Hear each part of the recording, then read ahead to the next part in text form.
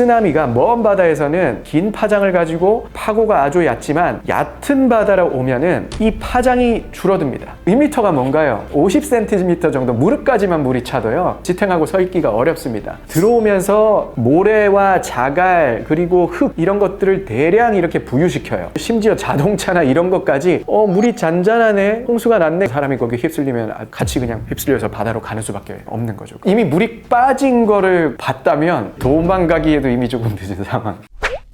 저는 부산대학교 지질환경과학과에서 화산과 지구조를 연구하고 있는 김기범이라고 합니다. 규모가 이렇게 1, 2, 3, 4 증가하면은 1보다 2가 한 2배 큰 건가? 1보다 3이 3배 큰 건가? 뭐 이렇게 단순하게 생각할 수 있는데 그렇지 않습니다. 규모가 증가함에 따라서 우리가 이렇게 지수적으로 증가한다라고 하죠. 그러니까 몇 승 이런 식으로 증가를 한다. 이렇게 보시면은 그게 틀리지 않습니다. 이거는 화산도 비슷하고요. 지진도 비슷한데요. 화산의 경우는 이제 마그마 양을 가지고 화산의 폭발 규모를 측정을 하죠. 1이 올라갈 때마다 약 100배가 증가한다. 분출하는 마그마 양이. 그렇게 보시면 될 거예요. 지진은 조금 다른 게 지진은 뭔가 분출하거나 뭐 물질이 쏟아져 나오거나 이러는 게 아니잖아요. 그죠? 그래서 지진의 규모를 말할 때는 어떤 단층이 미끌려서 지진이 날 때 방출된 에너지의 크기를 계산을 해요. 에너지의 크기를 어떻게 계산을 하냐면 우리 지진계 아시죠? 지진계 보면은 뭔가 바늘이 있고요. 종이가 이렇게 있고 뭔가 이렇게 지진이 나면 왔다 갔다 하면서 그죠? 큰 지진이 나면 이렇게 흔들리는 폭이 커지고 줄어들죠. 이런 것들이 이제 지진계에 기록되는 진폭하고 그 지진계가 설치된 지역이 지진이 난 곳으로부터 얼마나 떨어져 있는가 요걸 가지고 계산을 해가지고 방출된 에너지의 양을 결정을 하는 거예요. 그래서 지금 보면은 지진 규모가 1 증가할 때마다 약 32배 정도 큰 에너지가 방출이 된다 이렇게 보시면 되겠어요. 그래서 뭐 4에서 5가 되면은 32배가 되고 4에서 6이 되면은 32 곱하기 30이니까 약 1000배가 되죠. 그런 식으로 지진의 규모가 증가한다, 에너지가 증가한다 이렇게 보시면 되겠습니다. 그 액상화라는 현상이 이제 지진에 수반되는 현상이고 우리 포항 경주 지진 때도 액상화가 발생했던 것으로 이렇게 알려져 있어요.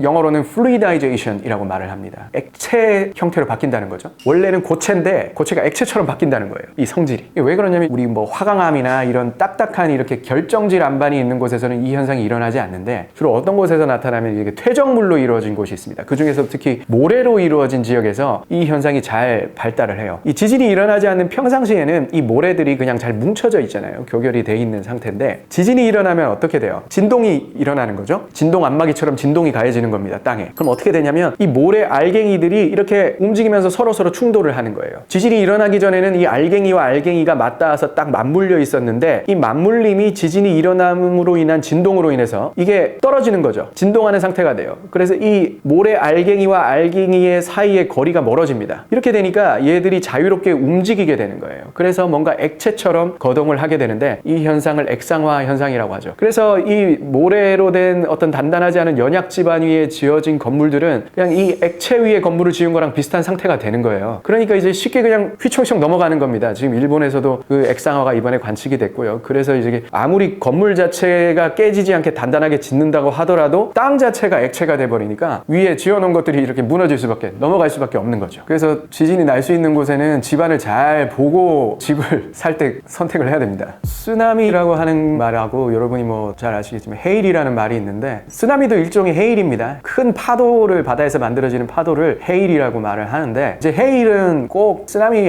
외에도 태풍이 불거나 폭풍이 치거나 이럴 때도 만들어지는 큰 파도를 이제 뭐 폭풍 헤일 뭐 이런 식으로 불러서 이렇게 부릅니다. 근데 쓰나미라는 말은 조금 다른 경우에 써요. 쓰나미라는 말은 한자어로 나루 진짜 나루토 할 때 물결 파자 이 두 개를 써서 쓰나미라고 불러요. 일본에서 나온 말이겠죠. 이 말이 왜 나왔냐면 일본의 어부들이 먼 바다에 나가서 고기를 잡고 마을에 돌아왔는데 마을이 없어진 거예요. 파도가 쳐가지고 파도에 휩쓸려가지고. 아니 자기들은 바다에 있을 때는 전혀 파도가 안 쳤거든요. 햇빛 쨍쨍하고 그랬는데 파도가 나루터 근처 자기들이 살고 있는 해안가 어촌에만 파도가 친 거죠. 그러니까 이 사람들이 이 파도를 부르기를 먼 바다에는 치지 않고 나루터 근처에만 치는 파도다. 그래서 나루 진짜 물결 파자 써서 쓰나미라고 부르게 됐어요. 그러니까 이게 왜 그렇겠습니까? 우리가 뭐 태풍이나 폭풍이 치거나 이러면은 먼 바다에서도 파도가 많이 치고 연안가에도 파도가 많이 치겠죠. 그런데 이 쓰나미가 왜 만들어지는가에 대한 메커니즘이 지금 이 말 자체에 들어있어요. 자, 먼 바다에서는 못 느꼈다는 거죠. 가까운 바다에서만 이 파도가 쳤다는 거죠. 왜 먼 바다에서 못 느끼느냐? 먼 바다에서 어떤 지진 단층 활동이 일어나게 되면은 이게 먼 바다에 있는 바닷물을, 아주 넓은 영역의 바닷물을 그냥 조금 들어 올리는 거예요. 뭐 한 1, 2m 들어 올리는 거예요. 그렇게 되면은 폭 한 수십 킬로미터 정도의 바닷물이 약 1, 2m 정도 들어 올려지는 거죠. 그렇게 해서 만들어진 파도가 먼 바다에서 쓰나미입니다. 자, 수십 킬로 정도 되는 파장의 파도가 여러분 밑으로 지나간다고 생각을 했을 때 여러분이 그걸 느낄 수 있겠어요? 천천히 그냥 올라갔다가 천천히 내려오는 것밖에 안 느껴질 거예요. 그러니까 바다에서 물결이 막 아주 시시때때로 치는데, 그래서 바다에서는 느낄 수 없는 거예요. 그런데 이 쓰나미가 먼 바다에서는 아주 긴 파장을 가지고 파고가 아주 얕지만, 얕은 바다로 오면은 이 파장이 줄어듭니다. 동시에 속도도 줄어들면서 파고가 높아져요. 먼 바다에서는 1, 2m 정도밖에 안 됐던 쓰나미가 해안가에 오면 5m, 6m, 10m 이상 이렇게 커지는 거예요. 예, 그렇기 때문에 먼 바다에서는 쓰나미를 못 느끼고 해안가에서만 파도가 발생한 것처럼 그렇게 느꼈던 거죠. 쓰나미 전조 증상이라기보다는 그런 거대한 쓰나미를 만들어내는 주요 원인이 이제 해저 단층의 활동이에요. 해저 단층의 움직임이 생기면은 거기서 만들어지는 지진파라든지 저주파라든지, 인간이 오감으로 느끼기 어려운 것들은 동물들은 훨씬 더 센서티브하니까 동물들은 느낄 수 있는 거죠. 그래서 이 동물들이 미리 어떤 이상 반응을 보인다든지 그런 것들이 이제 나타나는 겁니다. 그래서 그런 것들을 가지고 쓰나미의 전조라고 생각할 수 있겠지만, 이게 어떻게 보면 쓰나미의 전조라기보다는 쓰나미를 만들어내는 뭐 지진 활동이라든지 해저 화산 활동, 이런 걸 느꼈을 가능성이 크다고 볼 수가 있어요. 이미 물이 빠진 거를 봤다면 그건 전조라고 할 수 없고, 도망가기에도 이미 조금 늦은 상황. 그때라도 빨리 최대한 높은 곳으로 도망치고 혹은 튼튼한 건물 위로 올라가고, 그거밖에 방법이 없을 겁니다. 이런 말이 더 나을 것 같아요. 쓰나미에 의해서 몇 미터 정도의 침수가 일어났는가? 쓰나미에 의해서 침수된 곳에 수심이 얼마만큼인가? 쓰나미에 의해서 홍수가 얼마만큼 깊이로 났는가? 이렇게 말하는 게 좋을 것 같아요. 예를 들어서 뭐 해발고도 한 3m에 위치한 지역이 있어요. 그곳이 1m 정도 물속에 잠기려면 쓰나미의 높이가 4m가 돼야 되는 거죠. 그래서 쓰나미가 1m다 이렇게 말하는 것보다는 쓰나미에 의한 침수가 얼마만큼 깊이가 됐나?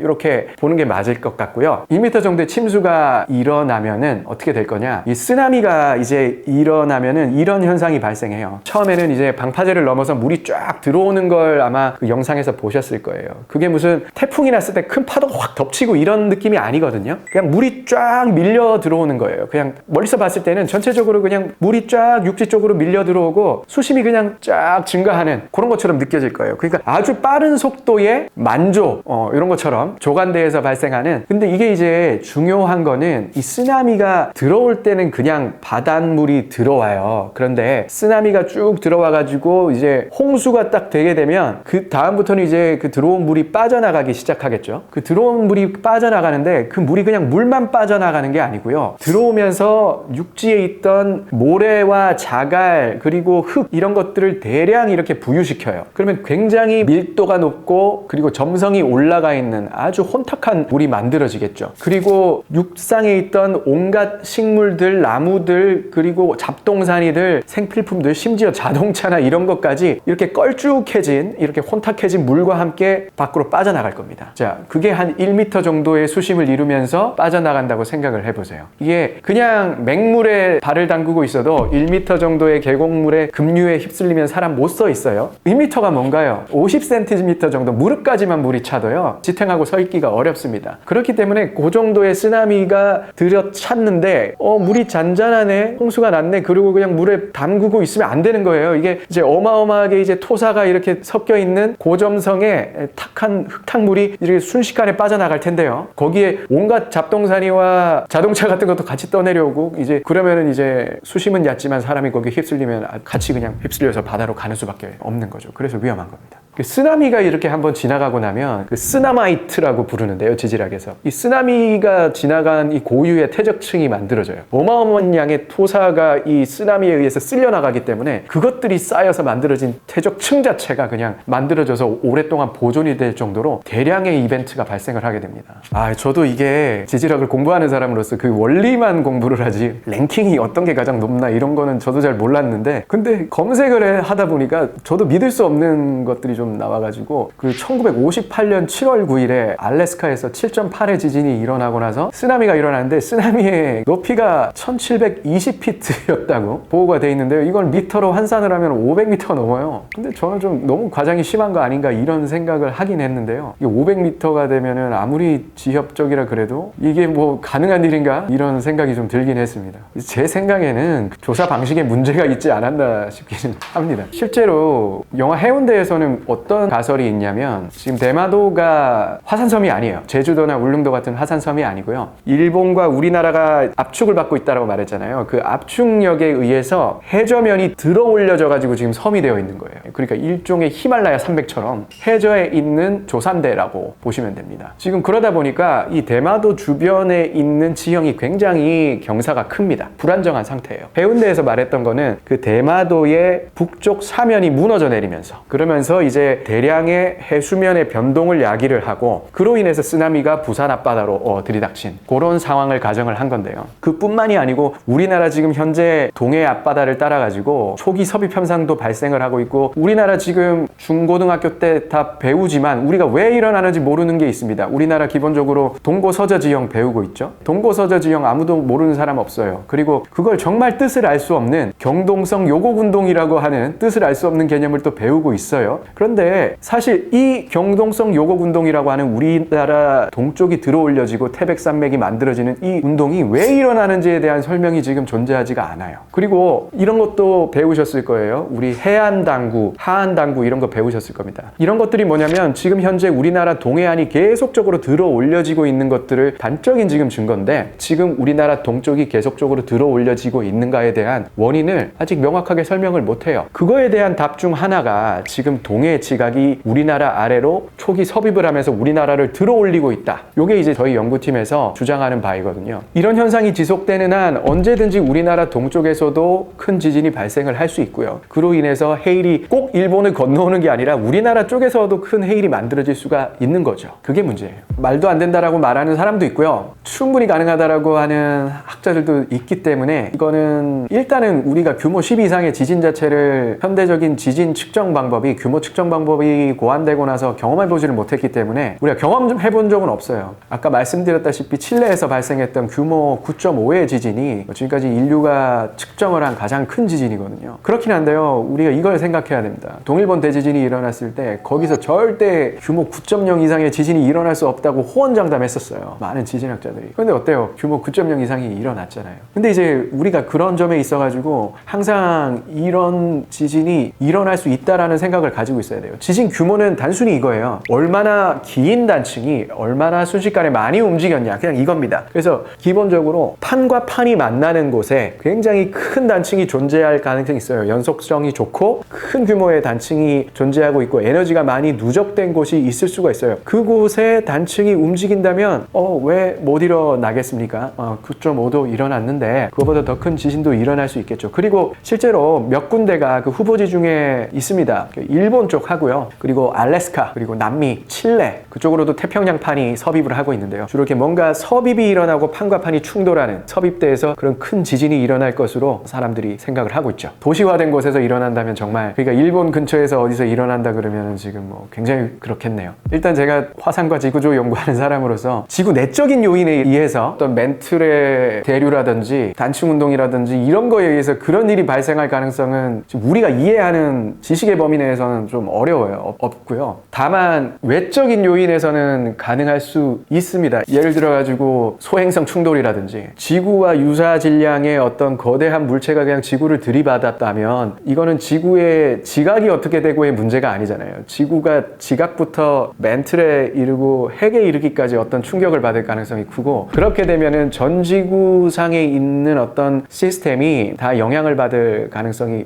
매우 큽니다. 뭐 실제 예로 백악기의 공룡 대멸종이 일어났을 때 우리가 뭐 직접적인 영향 중에 하나로 소행성 충돌을 들기도 하지만 동시에 또 일어났던 일이 뭐냐면 또 이제 지구상에 대규모의 현무암이 또 이렇게 어마어마한 양의 분출이 일어났습니다. 데칸 트랩이라고 하는 또 곳에서. 그래가지고 그런 현상들이 이제 소행성 충돌이나 이런 것과 어떤 지구 표면의 대규모의 화산 분출 같은 것들이 뭔가 이게 연관성이 없다라고 인과성이 없다라고 말할 수는 없죠. 지구 내적으로는 쉽지 않으나 외부에서 뭔가 소행성 충돌과 같은 무슨 큰 딥 임팩트가 일어난다면 그로 인해서 우리 인류가 경험해보지 못한 규모의 지진이나 화산 활동이 일어날 수는 있을 거라고 봅니다. 빙하기 정도가 문제가 아니고 대멸종이었죠. 90% 이상의 생물종이 사라지고 거의 그런 일들이 아마 일어나지 않을까 싶습니다. 한반도의 지진에 대해서 요즘에 좀 더 부각이 되고 있고요. 포항 경주 지진 이전에는 우리나라에 특히나 바다에서 발생하는 지진을 관측할 수 있는 시스템 자체가 거의 구비가 안 돼 있었어요. 그래서 지진 자체를 발생을 하더라도 명확하게 그거를 파악을 못하고 있었던 실정이에요. 근데 포항 경주 지진 나고 나서 굉장히 열심히 지진계를 우리나라 육지는 당연하고 도서 지역이며 그리고 심지어 해저면에도 지진계를 다수 이렇게 마련을 하고 있거든요. 그러다 보니까 조그만한 지진부터 꽤 규모가 있는 지진까지 훨씬 더 많은 지진이 실제로 디텍트가 되고 있는 거라고 보시면 될 것 같아요. 그래서 이게 마치 지진이 더 자주 발생하고 더 큰 지진이 발생하는 것처럼 보여질 수 있는데 우리가 관심을 더 가지다 보니까 더 많은 것이 이제 보이고 있는 거라고 볼 수가 있습니다. 그리고 역사서, 조선왕조실록 같은 그런 역사서를 보면은 큰 지진에 대한 기술들이 아주 많이 있습니다. 특히나 우리나라 동해안을 따라가지고 담장이 막 무너지고 기와집이 무너져 내리고 막 이런 기술들이 많이 있습니다. 산에 있는 바위가 굴러떨어져 내려오고 지진에 흔들려가지고 이런 것들을 봤을 때 우리나라 동해안을 따라서도 큰 지진이 오랜 기간 동안 계속해서 일어나고 있었고 그거를 우리가 이제야 와서 관심을 가지고 보게 되었다. 이렇게 보시는 게 좋을 것 같아요. 운이 좀 좋았다고 볼 수는 있을 것 같아요. 주변에 삼면이 바다라서 어족자원도 풍부하고 그리고 기후도 좋고 지진도 적게 나고 화산도 이렇게 막 크게 폭발해서 피해를 입는 것도 아니고 아주 좋은 곳에 자리를 잡았다고 그렇게 볼 수 있을 것 같습니다. 결과론적으로 그럴 것 같습니다. 대한민국은 당연히 지진의 안전지대라고 말하면 절대 안 됩니다. 제가 대학교 학부에서 공부할 때만 하더라도 한반도는 태평양판이 일본으로 섭입하는 곳에서 아주 멀리 떨어져 있기 때문에 그래서 이제 안정적인 판 내부, 대륙판 내부에 이제 위치해 있기 때문에 지진, 화산 활동하고는 거리가 아주 멀다. 이렇게 배우고 아니 그래도 지진이나 화산 활동이 있을 수 있다라고 말하면 할아버지 선생님들한테 엄청 혼나고 그랬어요. 학회 같은 데서 발표하면은 증거 있냐고 막 하면서 떼끼 이 사람아 막 이렇게 혼나고 그랬는데 지금에 와서는 생각이 많이 바뀌고 있죠. 경주 포항 지진을 겪은 게 가장 큰 이유이기도 하고요. 최근에 와서 이제 백두산 이슈도 점화가 되고 울릉도도 활화산이고 이제 울릉도에서도 점점 마지막 분화의 시점이 계속적으로 앞당겨지고 있어요. 계속 젊어지고 있거든요. 그리고 제주도 주변 바다에서도 화산 활동이 발생할 수 있다라는 경고들이 계속 나오고 있는 상황입니다. 그러다 보니까는 이제 우리나라도 실제로 지진과 화산 활동으로부터 안전지대가 아니다 이렇게 봐야 되는 거죠. 다만 이렇게 봐야 됩니다. 확률의 문제로 봐야 돼요. 일본 같은 경우는 한 사람이 평생 살면서 큰 지진과 화산 분화를 겪을 가능성이 만약에 한 3, 4회가 된다면 우리나라 사람은 한 사람이 평생을 살면서 큰 지진과 화산 활동을 겪을 가능성이 뭐 1회 내지는 1회 미만 0.5회 그냥 이런 문제인 거예요. 일본이나 뭐 이런 동남아 쪽에 뭐 필리핀, 인도네시아나 이쪽의 사람들에 비해서 지질 피해를 겪을 가능성이 낮을 뿐이지 그 지질 피해가 일어나지 않는다라고 말하면 안 되는 거예요. 근데 오히려 이런 게 위험할 수도 있어요. 이렇게 지질 피해를 자주 겪는 사람들은 그런 사람들은 항상 경계를 하고 있고 조심을 하고 있고 대비가 되어 있어요. 이 예보 체계도 확립이 되어 있고요. 그런데 우리나라는 지금 거의 그냥 벌거벗은 상태로 지금 있는 거나 마찬가지라고 볼 수가 있습니다. 이번에 뭐 쓰나미가 노토반도에서 만들어졌을 때 그 쓰나미가 동해를 가로질러 왔을 텐데 울릉도나 이런 곳에는 중간에 위치하는 그런 곳에는 사실은 쓰나미에 대해서 제대로 된 대비책도 마련이 되어 있지 않았죠. 지금 그 정도로 우리나라는 지금 제대로 대비가 되지 않고 있습니다.